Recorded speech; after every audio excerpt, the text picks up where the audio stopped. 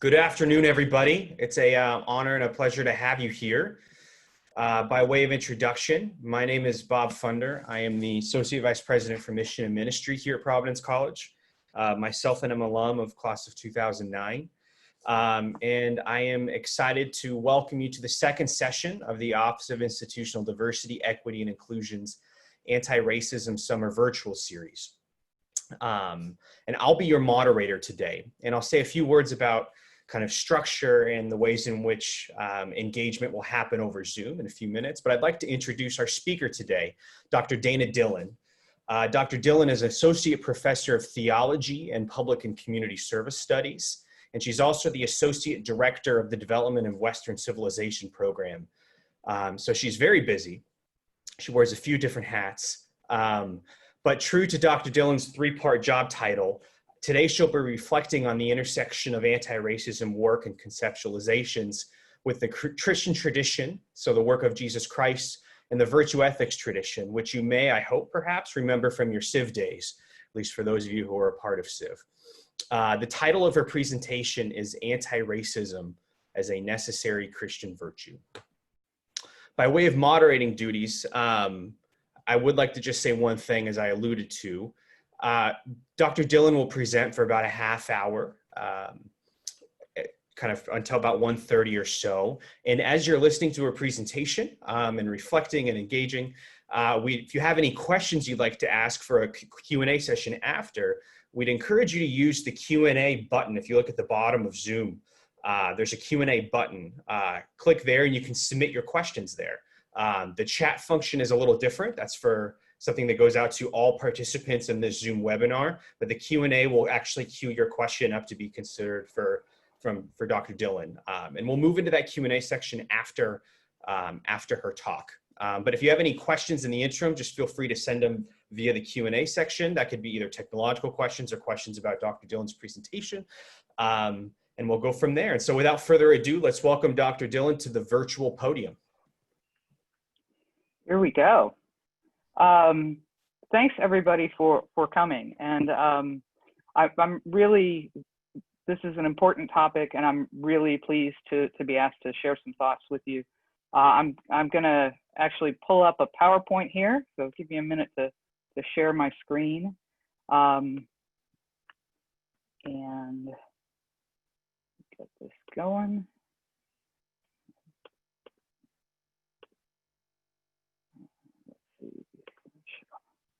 All right, so and I'm just going to dive right into an overview here. I'm going to do these things. I'm going to try. You'll notice sometimes with the slides, I'm not going to read everything on there. I'm going to talk through things that are related to what's on there, and hopefully you can handle the multitasking. I'm sure you can. And really, by way of starting, I wanted to just comment that. Although anti-racism work is really important work for everybody to do, whether they're Christian or not, today I'm going to sort of unapologetically talk as a Christian theologian to fellow Christians. I hope there are some non-Christians also listening, but I hope you don't mind that I'm going to talk in terms of Christians and what's demanded of us by the gospel in terms of our own commitment to anti-racism work. And you can see I'm going to go through a little things personal and some comments from the tradition, and then hopefully we'll get back to some specifics here as well. So I wanted to start though by talking a little bit about the importance of self-criticism and also what we sometimes call fraternal correction, that idea of brothers and sisters inviting one another to do better. And again, you can see this quote from Matthew there. I'm not going to read it to you, but the gist of it here is that we really need to pay attention to the beam in our own eye before we pick out the splinter in our brothers and sisters' eyes.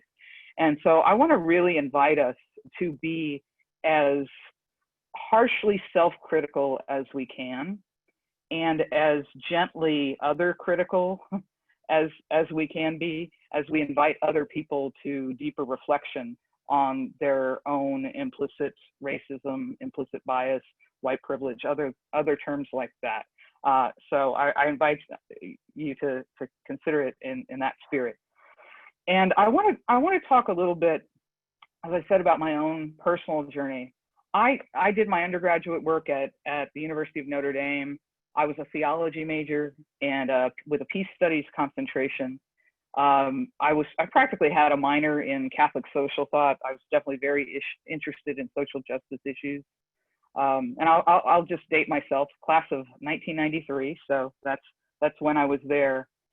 And I think that it's fair to say that I never thought seriously in my undergraduate days about racial injustice, despite a lot of thinking about Catholic social thought and justice, social justice more broadly. I never really thought about it. I certainly was not asked to read a encyclical on racial justice until much later. And I say that both to name some personal failing there and also institutional failing in terms of the Catholic Church and its attention to racism. I think those things go together. But I also want to tell you a story. The year after I graduated from Notre Dame, I was working in a parish, and I went to visit a friend of mine. I was in the Seattle, Washington area, and my friend was in the Bellingham, Washington area. I drove up to Bellingham to have dinner and spend some time with this friend.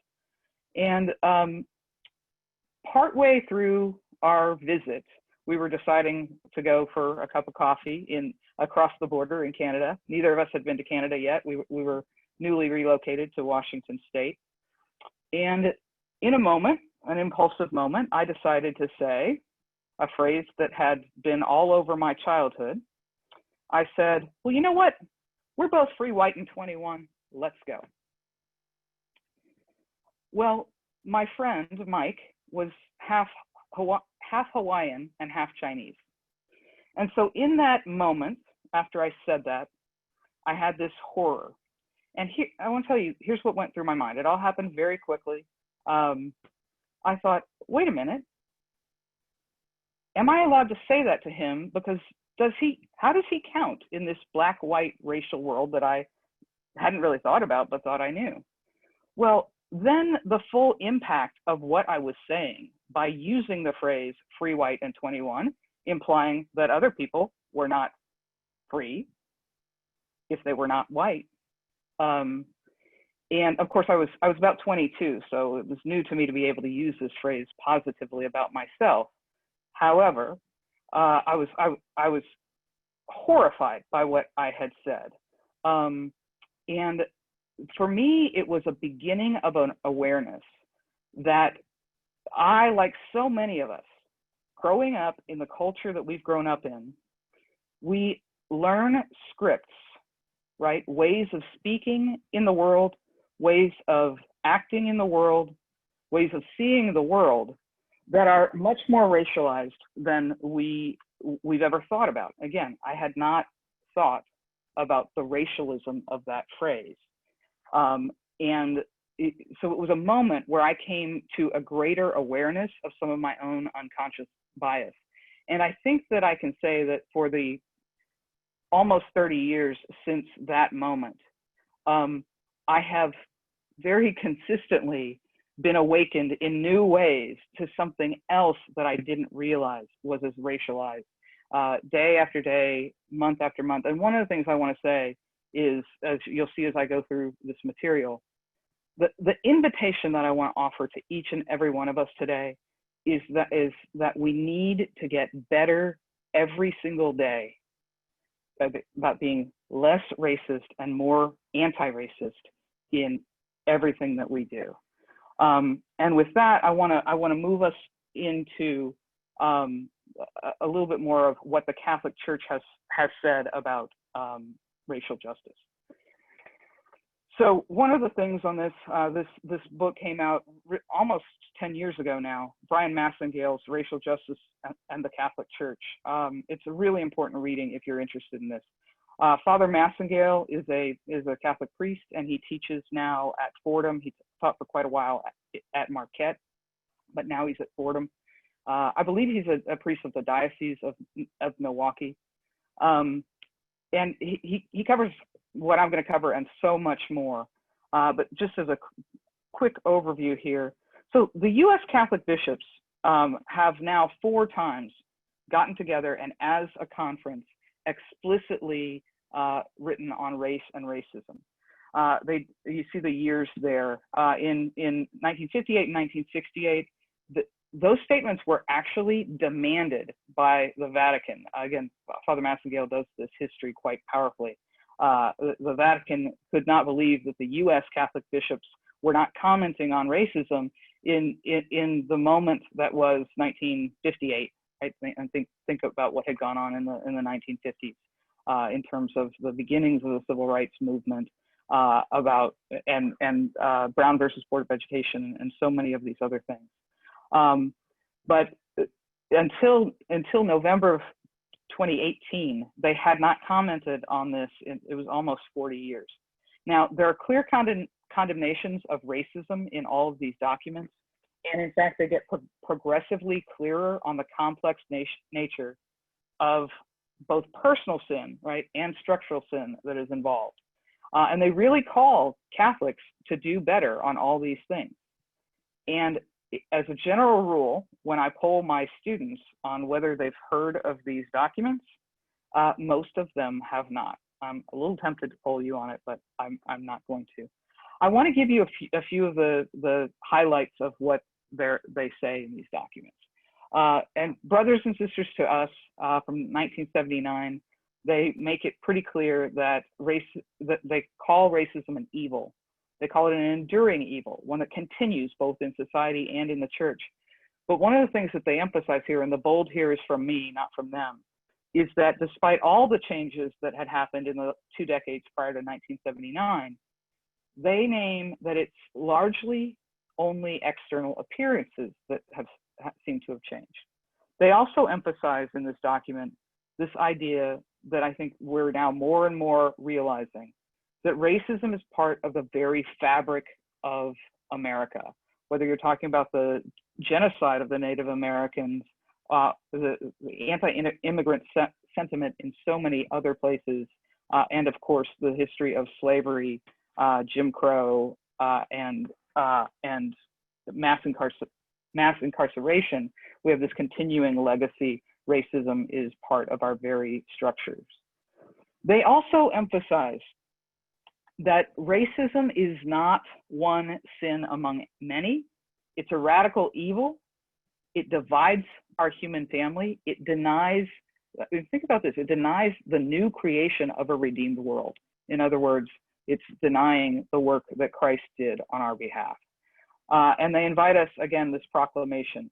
We've got to proclaim to all that the sin of racism defiles the image of God in each and every one of us, both the one who perpetrates racism and the one that it's perpetrated against.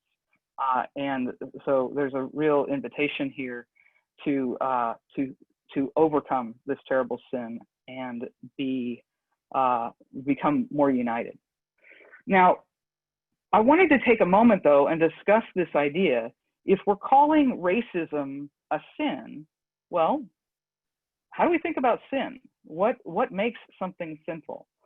And this goes back to a long tradition, right? And this is, in many ways, this is the analysis that Thomas Aquinas offers, that he's following Aristotle. This is, I think, the part that Bob hopes you remember some of it from Civ. I do too. But the traditional sources of morality in an act are the intention, the circumstances, and the object of the act. Some people talk about, one way to talk about the object of the act is, if you could strip out the intention and the circumstances, then what is left is the sort of objective nature of the act, and that's what we mean by the object. But those 3 components, in looking at the 3 of them together, is how we can then judge an act as morally good or morally bad. And of course, if it's morally bad, we Christians have a word for it, and it's sin. And of course, when we sin, we need to identify that, confess it, repent of it, make reparations if we can. It's a loaded word in a conversation about race, but and to commit not to engage in the sin again. Sinful acts are most properly understood as sinful acts when they've been, when the actor, the subject of the act, is engaging both their intellect and their will, right? So in other words, I know what I'm doing and I'm freely choosing to do that. Just as a sort of easy example, something like murder is clearly wrong. So if I see you there, if I know that the gun that I'm using, I'm aiming it at you, I'm intending to aim it at you, then I clearly, like, that's murder. It's a wrong act. If the intellect is compromised in some way, imagine that we're hunting together and I actually didn't see you there. I didn't see you and know you were there and intend to shoot you. It's still a terrible, terrible thing that my act has resulted in your death.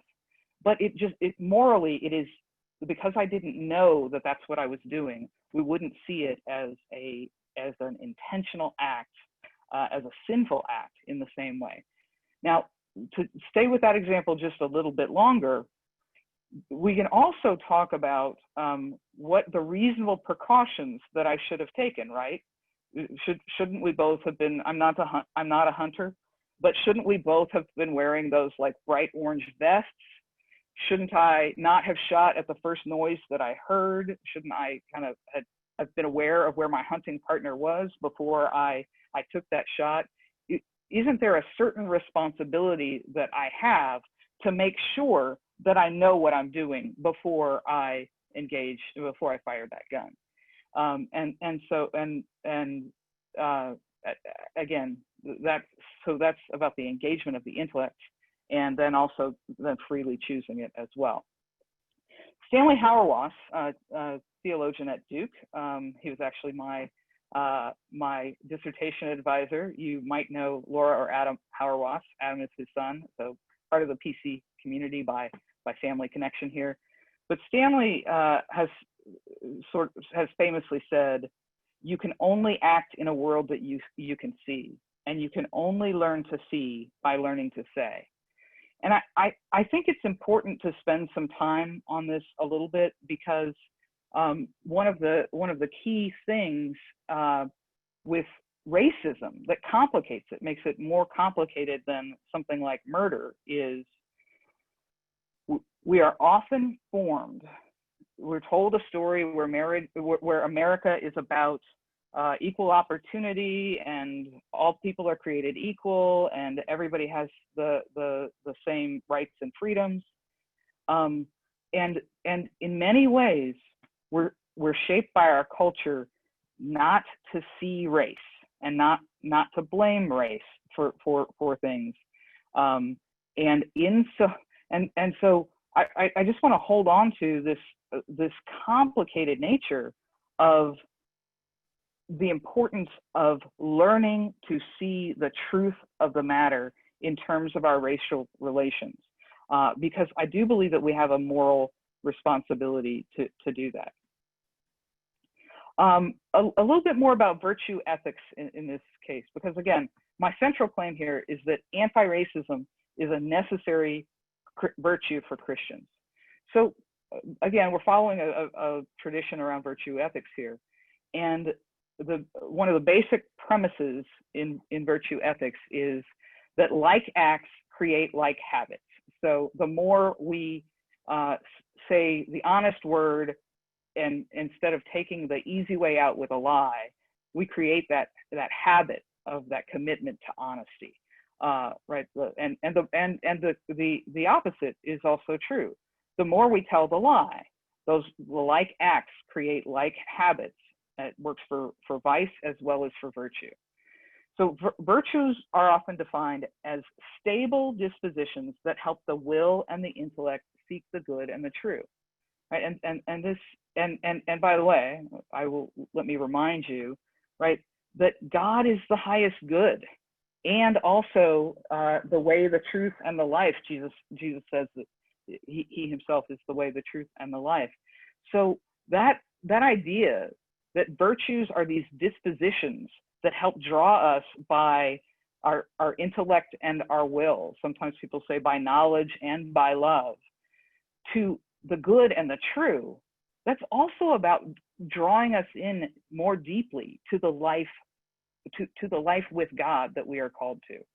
You see the cardinal virtues there, and the theological virtues, and of course those are important and crucial virtues. And I think a lot of people would make an argument that would say something like, if we do all of these and we do them well, we don't need an additional virtue like anti-racism.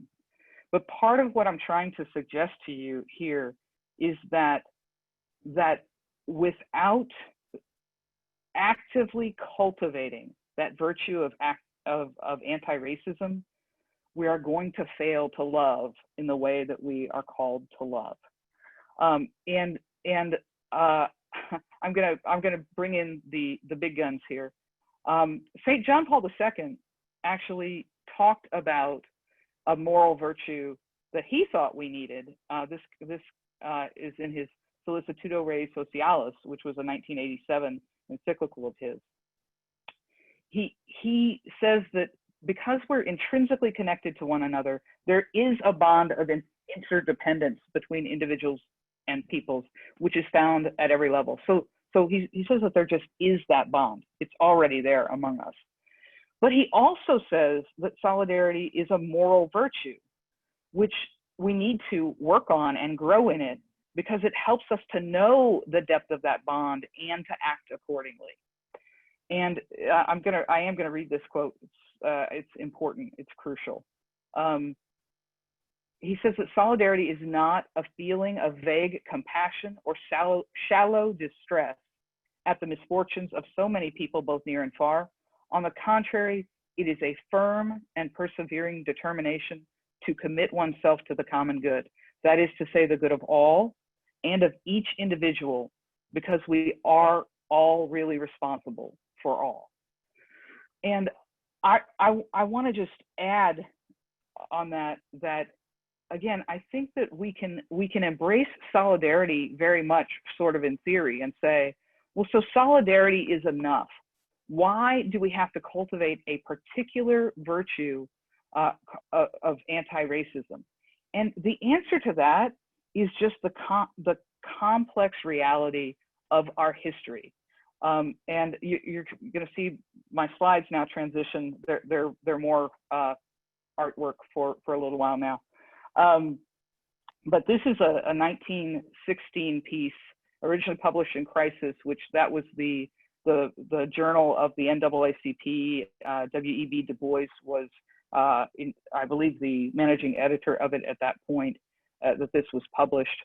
But what you see here, and I mean, again, this is what I want to invite us to be haunted by. This is, of course, a lynching. And if you looked at the crowd, in addition to killing this man by hanging him from a tree, you can see that there's wood stacked to kill him again. People are to burn the body. People are throwing rocks. People are shooting guns. And if this is an average crowd in 1916, it was probably a lot of Christians. And I think one of the things that we need to be deeply haunted by is how was it that in the history of Christianity and the history of the West and the history of colonization and colonialism, right? How is it that Christians were unable to stop one another from behavior like this? And this just zooms in a little bit here so that you see the quote from Matthew 25, and you can see better that connection.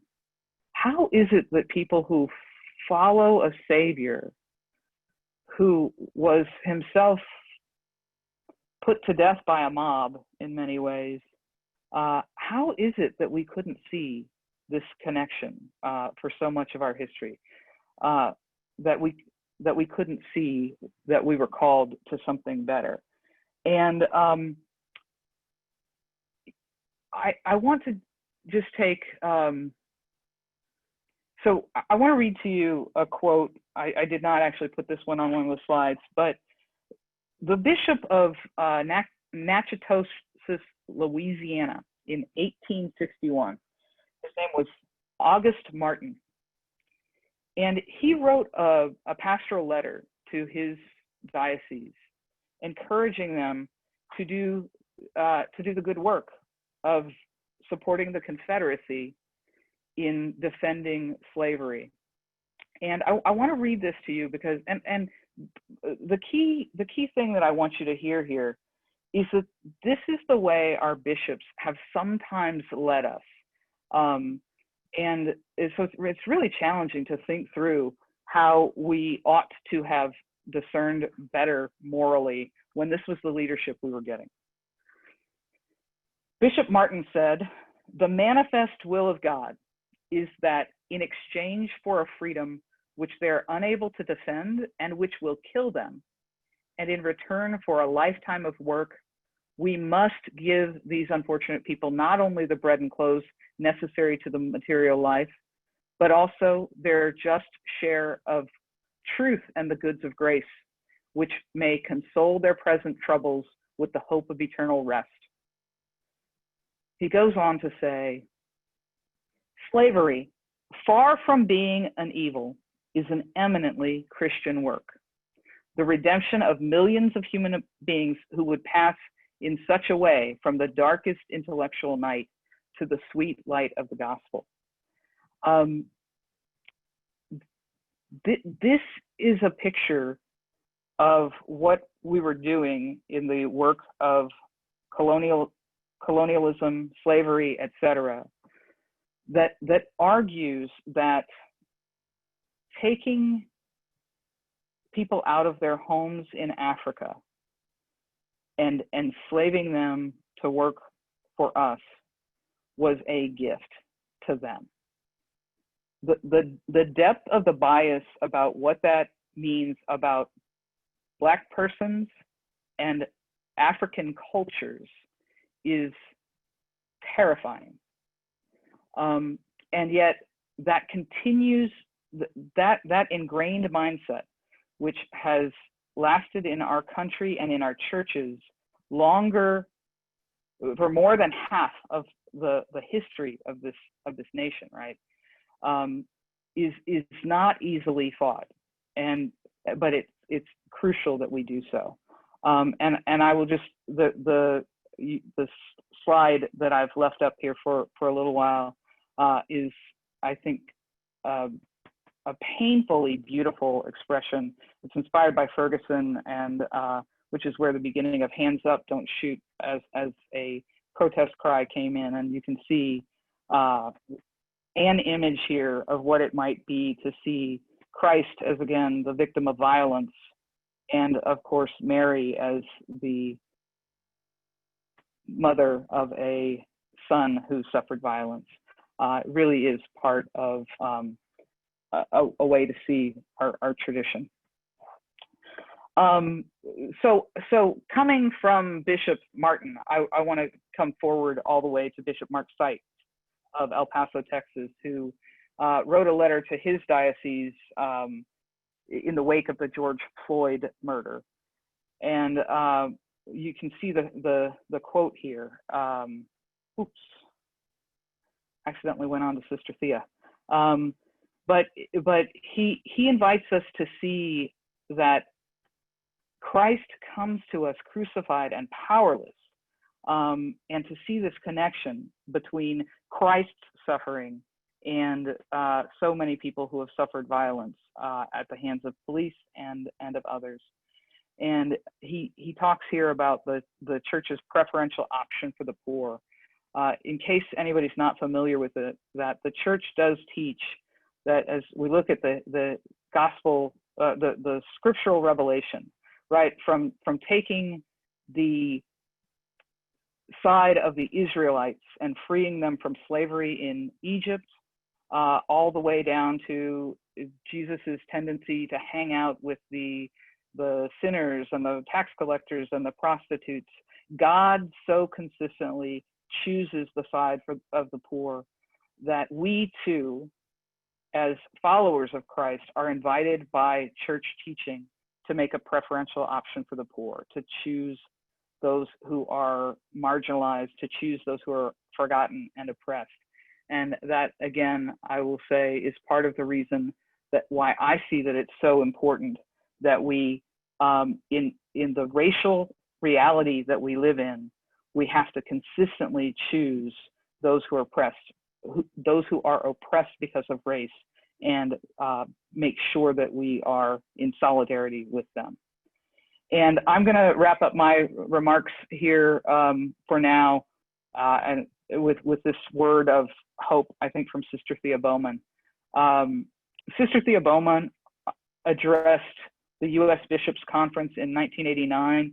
That's actually a video that you can find online. It's well worth watching. But at the end of this video, she says this: "Today we are called to walk together in a new way toward that land of promise, and to celebrate who we are and whose we are. If we as church walk together, don't let nobody separate you. That's one thing Black folk can teach you. Don't let folk divide you up. The church teaches us that the church is a family of families, and the family got to stay together. If we walk and talk and work and play and stand together in Jesus' name, we'll be who we say we are, truly Catholics. And we shall overcome the poverty, overcome the loneliness, overcome the alienation, and build together a holy city, a new Jerusalem, a city set apart, where they will know we are His because we love one another." And I will just add that that invitation to the church to be a family is also an invitation to us at Providence College to be the Friar family, and to be it in a better, deeper way than we've ever done before, where all are welcome, all are included, all have a seat at the table. Thank you so much. I look forward to your questions. Thank you, Dr. Dillon.